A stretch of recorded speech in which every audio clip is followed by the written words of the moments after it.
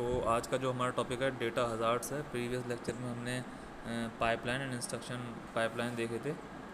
तो आज का टॉपिक है data hazard. Data hazard basically कब होता है, जब आपके एक इंस्ट्रक्शन दूसरे इंस्ट्रक्शन के रिज़ल्ट पे डिपेंड करता है। ठीक है, यानी कि सपोज़ कर लो मैंने कोई एक ऑपरेशन परफॉर्म किया।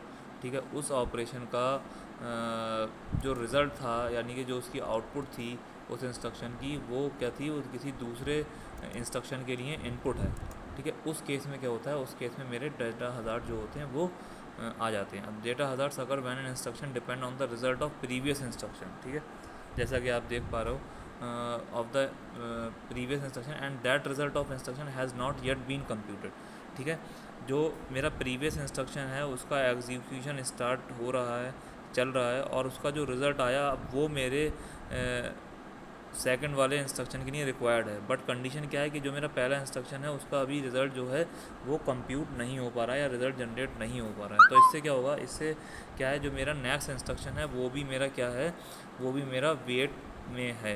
यानी कि जो मेरा लेट से मेरे पाइपलाइन के अंदर इंस्ट्रक्शन थे, एक इंस्ट्रक्शन मेरा एग्जीक्यूशन में है, दूसरे एग्जीक्यूशन का प्रोसेस में है। बट जब इसका रिज़ल्ट आएगा तभी मेरा वो प्रोसेस में होगा। ठीक है, उसके बाद क्या होगा, नेक्स्ट इंस्ट्रक्शन का नंबर आएगा। बट ये वाला जो इंस्ट्रक्शन है इसकी आउटपुट जो है, इसका रिज़ल्ट जनरेट नहीं हो पा रहा है, जिसकी वजह से मेरा उसके पहले वाला इंस्ट्रक्शन एग्जीक्यूट नहीं हो रहा है, और मेरा जो मेरा क्यू में सेकंड नंबर पे उसका भी एग्जीक्यूशन स्टार्ट नहीं हो पाएगा। तो क्या होता है, जो मेरा एक तरीके से डेडलॉक की स्टेशन वो आ जाती है कंडीशन। ऑपरेटिंग सिस्टम में होता है डेडलॉक। डेडलॉक का कंडीशन क्या है कि आपका रिसोर्स कोई दूसरा ऑक्यूपाई करे हुए, अब सेम रिसोर्स आपको चाहिए। ठीक है ना, तो वो कंडीशन क्या हो जाती है, वो कंडीशन डेडलॉक की हो जाती है। ठीक है, whenever two different instruction use the same storage the location must appear as it is executed in sequential order. ठीक है, जब कभी कोई दो इंस्ट्रक्शन सेम स्टोरेज को यूज़ कर रहे हैं, ठीक है, अब जो लोकेशन है वो अगर वो एग्जीक्यूटेड इन सीक्वेंशियल ऑर्डर में एग्जीक्यूशन में है। सीक्वेंशियल ऑर्डर का एग्जीक्यूशन का मतलब क्या होता है कि एक इंस्ट्रक्शन एक टाइम में उसको एग्जीक्यूट करेगा। ठीक है, तो क्या होता है, तो आपकी डेटा हज़ार्डस की कंडीशन आ जाती है। ठीक है, अब यहाँ पर आपके हमारे पास डेटा डिपेंडेंसीज जो हैं, यानी कि जो एक इंस्ट्रक्शन दूसरे इंस्ट्रक्शन पे डिपेंड करेगा, वो क्या है, वो हमारी मेनली चार तरीके से हैं। कौन कौन सी, रीड आफ्टर राइट, रीड करे आफ्टर राइट करने के बाद, right after read, write after right and read after read. ठीक है, अब रीड आफ्टर राइट क्या होता है, जैसे कि आप ये इंस्ट्रक्शन देख पा रहे हो नीचे वाला। ठीक है, it is also known as true dependency. ठीक है, और फ्लो डिपेंडेंसी। अब it occurs when the value produce by an instruction is required by a subsequent instruction. अब जैसे कि यहाँ पर अगर आप देख पा रहे हो कि जो मेरा एड्रेस, ये ऐड वाला इंस्ट्रक्शन है, इसके अंदर एक मैंने रजिस्टर R1 लिया है, इसके अंदर कुछ वैल्यू होगी, सेम रजिस्टर R1 की वैल्यू क्या है, वो मेरे सबस्ट्रैक्ट इंस्ट्रक्शन के अंदर भी यूज़ हो रही है। ठीक है, अब जब तक मेरा ये वाला ऐड R1 कंप्लीट नहीं हो जाता है, उस टाइम तक मेरा ये जो सबस्ट्रैक्ट इंस्ट्रक्शन है ये वेट करता रहेगा। यानी कि जो इसका रिज़ल्ट है, ठीक है, जो इसका रिज़ल्ट है वो मेरा कहाँ डिपेंड, क्योंकि जो भी दो मेरे ये बाकी के दो जो इंस्ट्रक्शन हैं ये आपस में ऐड होंगे, तो उसका जो भी रिज़ल्ट होगा वो R1 के अंदर स्टोर होगा। अब R1 मेरा कहाँ यूज़ होगा, R1 मेरा यूज़ होगा सब्ट्रैक्ट में। तो जब तक इसका रिज़ल्ट नहीं आएगा जब तक मुझे ये वाली वैल्यू नहीं मिलेगी, और जब तक ये वाली वैल्यू नहीं मिलेगी मेरा सब्ट्रैक्ट जो इंस्ट्रक्शन है वो क्या करेगा, वो वेट में रहेगा। तो ये क्या है, ये आपका रीड आफ्टर राइट है, और ये भी एक तरीके का हज़ार्ड है।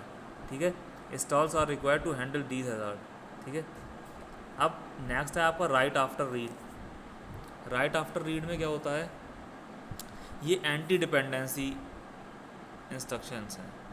ये क्या है, एंटी डिपेंडेंसी इंस्ट्रक्शंस हैं। ठीक है, ये जो हज़ार्ड्स हैं occur when the output register of an instruction is used right after these hazards occur. ये हज़ार्ड जब होते हैं जब आउटपुट ऑफ द रजिस्टर, जब when the output register of an instruction, किसी इंस्ट्रक्शन का आउटपुट रजिस्टर यूज़ होता है। ठीक है, right after read by a previous instruction. ठीक है, प्रीवियस इंस्ट्रक्शन के रीड के बाद जब नेक्स्ट इंस्ट्रक्शन के अंदर वो as a output register use होता है, तो ये इस टाइप के हज़ार्ड्स होते हैं। अब देखो क्या है, जैसे मेरा ऐड इंस्ट्रक्शन है, इसके अंदर जो मेरा R1 यूज़ हुआ है ये एज अ रजिस्टर यूज़ हुआ है जिसकी वैल्यू को मुझे ऐड करना है। फिर बात समझना, जो मेरा पहला इंस्ट्रक्शन है ऐड, इसके अंदर जो मेरा ये R1 रजिस्टर है, ये जो R1 रजिस्टर है ये यूज़ हुआ है, इसकी वैल्यू यूज़ हुई है जिसको हमें ऐड करना है, ठीक है। But in next instruction R1, ये वाला जो मेरा रजिस्टर R1 है ये यूज़ हो रहा है किसके लिए, इस सब्सट्रैक्ट के डेटा को स्टोर करने के लिए, ठीक है। ऊपर में यही कह रहा है डेफिनेशन में, these hazards occurs when the output register of an instruction is used right after read by a previous instruction, ठीक है। अब देखो ये मेरा जो प्रीवियस इंस्ट्रक्शन था इसके अंदर जो R1 था ये क्या था, इसकी वैल्यू को मैं यूज़ कर रहा था, इसकी वैल्यू के अंदर मैं कोई राइट ऑपरेशन परफॉर्म नहीं कर रहा हूँ, इसकी वैल्यू मैं जस्ट रीड कर रहा हूँ, काय के लिए, ऐड करने के लिए इस वाले रजिस्टर के अंदर। But just after that instruction what I am doing, I am just writing the value of the content of R1, ठीक है, बाय दिस इंस्ट्रक्शन सब्सट्रैक्टर। तो इस तरीके का जो हज़ार्ड कहलाता है वो क्या कहलाता है, राइट आफ्टर रीड, ठीक है। अब नेक्स्ट आता है आपका राइट आफ्टर राइट, मतलब राइट के बाद राइट जस्ट, ठीक है। कि मैंने अब नाम से ही समझ में आ रहा है, इंस्ट्रक्शन देख के भी आपको समझ में आ रहा है कि जो भी मेरा ऐड इंस्ट्रक्शन था उसने इस वाले इंस्ट्रक्शन का और इस वाले इंस्ट्रक्शन का जो भी कंटेंट था वो क्या किया, वो उसने ऐड किया और R1 के अंदर डाल दिया। अब R1 के अंदर मेरा ऐड का कंटेंट आ गया। जस्ट आफ्टर ऐड इंस्ट्रक्शन मेरा एक और इंस्ट्रक्शन आया सब्सट्रैक्ट, उसने क्या किया, उसने किन्हीं दो रजिस्टर का कंटेंट को सब्सट्रैक्ट करा और R1 के अंदर ऐड कर दिया। तो क्या राइट आफ्टर राइट, मतलब जस्ट पहले आपने उसको राइट करा R1 को, फिर दोबारा राइट कर दिया, तो राइट आफ्टर राइट हो गया। तो ये क्या है, ये भी एक तरीके का हज़ार्डस की कंडीशन है। It is also known as output dependency. Output dependency का मतलब कुछ ना कुछ आउटपुट आ रही है।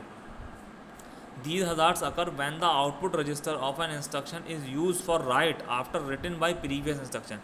मतलब ये जो आपका रजिस्टर R1 है ये पहले किसी इंस्ट्रक्शन के थ्रू राइट हो चुका है और दोबारा क्या हो रहा है, राइट ही हो रहा है बाय डिफरेंट इंस्ट्रक्शन। तो ये क्या होगा, ये क्या कहलाती है, राइट आफ्टर राइट कहलाता है।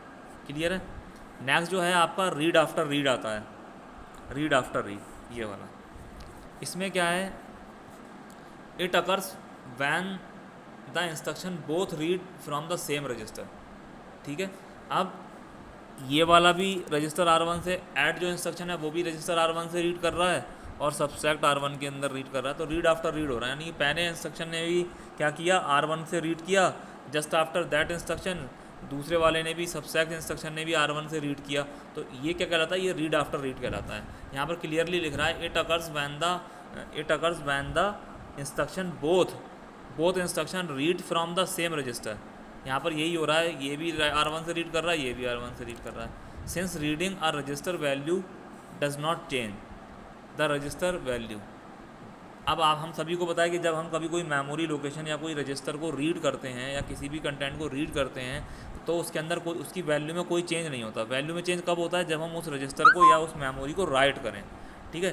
तो at the time when we are reading the register or memory we are not changing its content, ठीक है। वो यहाँ पर कह रहा है since reading a register value does not change the register value, these read after read hazard does not cause a problem for the processor, ठीक है।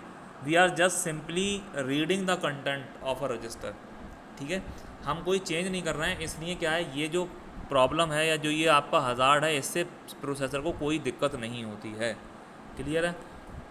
एक चीज़ आप समझ लो, आपने सबने, अगर आप डेटाबेस आपने पढ़ा नहीं होगा, उसमें क्या होता है कि जो भी आप डेटा पे राइट करते हो उस टाइम पे आपका जो भी, जिस वैल्यू को भी आप राइट कर रहे हो या जिस टेबल को भी आप राइट कर रहे हो या जिस रो को राइट कर रहे हो उस पर लॉक लग जाता है।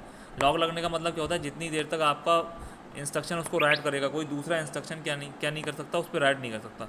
जबकि रीड के केस में क्या होता है, रीड को हम सेव मानते हैं, तो रीड के केस में हम कोई लॉक नहीं लगाते हैं, ठीक है। तो क्या है कि कोई भी इंस्ट्रक्शन आया उसको रीड कर सकता है एट द सेम टाइम।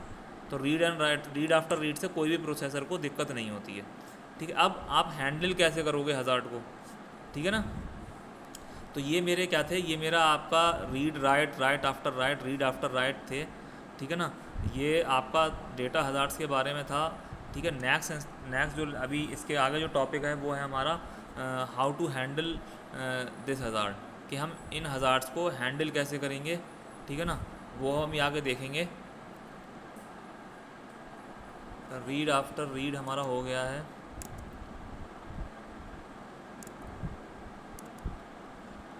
ठीक है। तो